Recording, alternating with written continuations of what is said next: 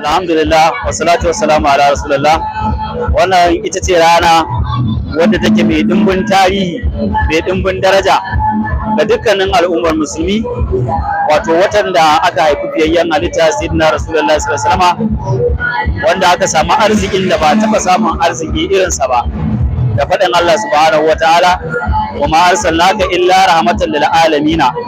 Allah ya haɗe dukkanin halitta, ya faɗa mata cewa in dai ba kai ne kai halitta ba, to lallai kana cikin cin arzikin manzon Allah.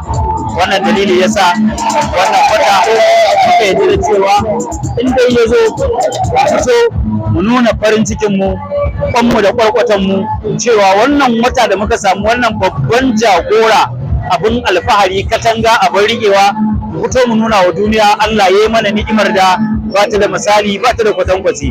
Muna godewa Allah da Allah ya kaddara mu zamo cikin haka, kuma Allah ya dawo da mu cikin haka, Allah ya tabbatar da zuriya mu cikin haka, albarkacin annabi. Allah ya rika mana, Allah ya dafa mana, Allah ya ƙara mana soyayyar annabi da ganin girmansa. Alhamdulillah.